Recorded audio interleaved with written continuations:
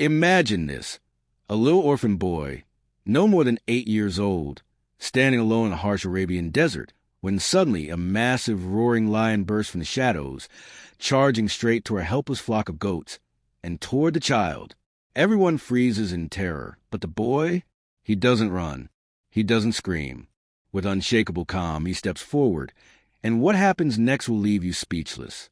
This is a true story of divine protection, unbreakable patience, and a miracle that shocked the entire desert. Welcome to Muhammad, or Shir Kalwakia, the childhood miracle of Prophet Muhammad, peace be upon him, that shows even the king of the jungle bows to Allah's chosen one. Hey, amazing souls watching from across the world, from the bustling streets of New York, the sunny beaches of California, the wide-open skies of Texas, from which part of the country or the world? Are you tuning in right now? Drop a comment below and let us know. Your love makes this journey even more beautiful. Dastari script, Muhammad Aor Shirka Muhammad Sokeka. In the heart of the Arabian desert, where the sun scorches the sand by day and the night brings bone-chilling cold, the city of Mecca stood as a beacon of trade and pilgrimage.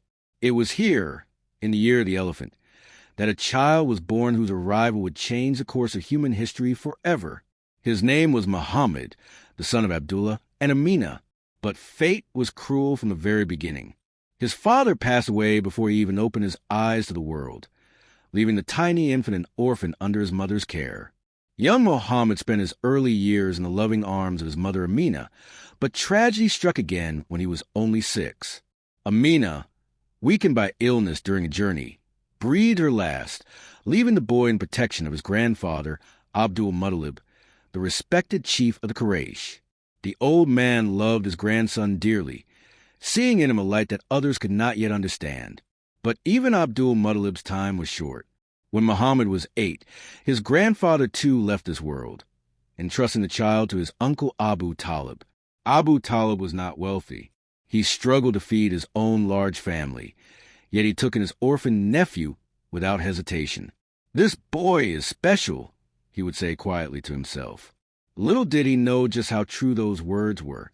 As was the custom among the Arabs of that time, many children from Mecca were sent to live with Bedouin tribes in the desert, where the air was pure and the life was simple, strengthening both body and soul. Young Muhammad, now around 8 or 9 years old, was sent to live with the tribe of Bani Sa'd, under the care of a kind foster mother named Halima as-Sa'diyah. But in this story, we speak of a time shortly after he returned to Mecca, still a tender child, helping his uncle in whatever small ways he could. One scorching afternoon, the desert winds howled like angry spirits. Abu Talib's flock of goats and sheep had wandered farther than usual in search of sparse patches of grass. The young Muhammad, known even then for his trustworthiness, offered to accompany the shepherds to bring the animals back safely. "Let me go with them, dear uncle," he said softly. "I will watch over them as I watch over my own heart." Abu Talib, seeing the boy's earnest eyes, agreed. So the child joined a small group of older shepherds, walking miles into the rugged hills surrounding Mecca. The sun beat down mercilessly, and the boys grew tired. They found a small shaded spot beneath a rocky overhang and decided to rest. The goats grazed peacefully nearby, their bells tinkling like gentle music in the stillness. But peace is often short-lived in the wilderness. From the distant ridge came a deep, earth-shaking roar that made every heart stop. The shepherds jumped to their feet, faces pale with fear. "A lion," one whispered. "A huge one is coming this way." The beast had been tracking the flock for hours, driven by hunger. It was no ordinary lion. This was a massive male, its mane thick and dark, its eyes burning like coals. It had already claimed one weak goat earlier, dragging it into the rocks, but now it wanted more. The lion burst into view, muscles rippling under golden fur, roaring again as it charged toward the scattering animals. Panic erupted. The older shepherds shouted, waving their staffs, try and protect the flock. Some boys ran toward the city, screaming for help. Others froze, paralyzed by terror. In the chaos, one little goat stumbled and fell, bleeding pitifully as the lion zeroed in on it. The predator's jaws opened wide, ready to strike the final blow. And then there was silence. Not the silence of death, but a strange, unnatural calm. All eyes turned to the small figure who had stepped forward from the group. It was Muhammad, barefoot, dressed in a simple woolen tunic. The boy stood directly between the lion and the fallen goat. He did not carry a weapon. He did not raise his voice in anger. He simply looked at the lion with eyes full of quiet strength, eyes that seemed older than his years, eyes that reflected a light no ordinary child could possess. The lion halted mid-charge, its massive paws skidding in the sand. Its roar died in its throat. The beast tilted its head, staring at the tiny human who dared stand in its path. The shepherds watched in disbelief. No one moved. The wind itself seemed to hold its breath. Then, in a voice as gentle as a breeze, yet clear as crystal, the child spoke. "O creature of Allah," he said softly, "this flock is under my care. Go back the way you came. Return to your place in the wilderness. There is sustenance for you elsewhere, but not here, not today." The words were simple, spoken without fear, without threat, yet they carried a weight that no human voice alone could bear. The lion blinked. Slowly, almost unbelievably, the fierce animal lowered its head. Its ears flattened not in aggression, but in submission. The mighty king of the jungle took one step backward, then another. Its tail, once lashing wildly, now hung low, with a final, soft rumble, not a roar, but something closer to a sigh. The lion turned and padded away into the shadows of the rocks, disappearing as quietly as it had come. For a long moment, no one spoke. The shepherd stared at the child in awe. The little goat, trembling, rose to its feet and trotted back to flock. The sun continued to shine, but everything had changed. The boys rushed to Muhammad, surrounding him. "How did you do that?" one asked, voice shaking. "The lion, it obeyed you like a lamb." The child only smiled gently. "It was not me," he replied humbly. "It was Allah who protected us. Everything in creation knows its Lord and listens when he wills." Word of the miracle spread like wildfire through the desert tribes and back to Mecca. People whispered in the markets.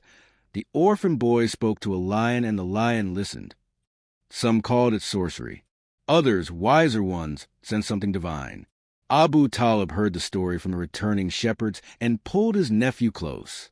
"My son," he whispered, tears in his eyes, "Allah has chosen you for something great. Be patient, for trials will come, but his mercy is greater." But the story was not without its twists. Days later, envy crept in among some of the older shepherds. One, a boastful youth named Zaid, could not accept that a younger child had done what none of them dared. "It was luck," Zaid muttered to his friends. The lion was already full or tired. "That boy is nothing special." To prove his point, Zaid devised a wicked plan. He led a group of boys back to the same hills, secretly hoping to provoke another encounter. "If the lion returns," he said, "we'll see if the orphan can save us again, or if he runs like the rest of us." Fate, however, had other plans. On the second journey, the same lion, or perhaps another, drawn by the same divine decree, appeared once more. This time, it was angrier, hungrier, its roar shaking the very stones. The boys screamed and fled in terror. Zaid, who had boasted the loudest, tripped and fell, twisting his ankle. The lion advanced, eyes locked on the helpless boy. And again, a small figure stepped forward. It was Muhammad once more. He had quietly followed the group, sensing something was wrong. Standing tall despite his tender age, he spoke again, the same calm words. "O servant of Allah, leave this one. He is misguided, but he is still among creation. Go in peace." The lion paused. This time, the beast looked almost confused, as if wrestling with an inner command. Then, to everyone's astonishment, it lowered itself completely to the ground, placing its massive head near the child's feet in complete submission. The lion remained there, still as stone, until Muhammad gently placed his hand on its mane.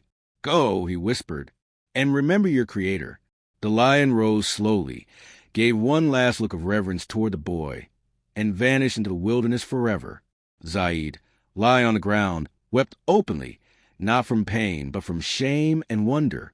He crawled to the child's feet. "Forgive me," he sobbed. "I doubted you. I doubted Allah's sign. You are blessed, Muhammad, truly blessed. From that day, Zayd became one of the boy's most loyal companions, defending him against any who spoke ill. Years passed, and the child grew into a young man known as Ameen, the trustworthy. But the memory of the lion never faded. It became one of the first signs shown to people that this was no ordinary soul.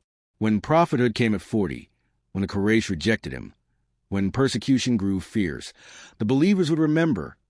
Even the lion bowed to him when he was but a child. How then can mountains stand against him when Allah is his protector? The incident taught the young Muhammad the deepest lesson of Sabr, patience. In the face of danger, he did not panic. In the face of doubt, he did not anger. He trusted completely in Allah, knowing that every creature, great and small, answers to the one who created them all.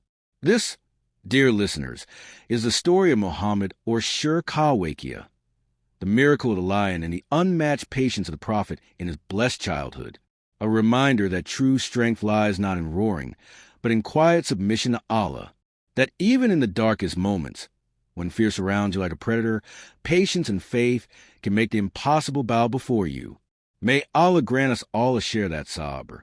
May He make us among those who follow in the footsteps of His beloved messenger. If this story touched your heart, if it reminded you of Allah's endless mercy, then please hit that subscribe button right now. Turn on notifications and join this journey of faith, miracles, and inspiration. Share it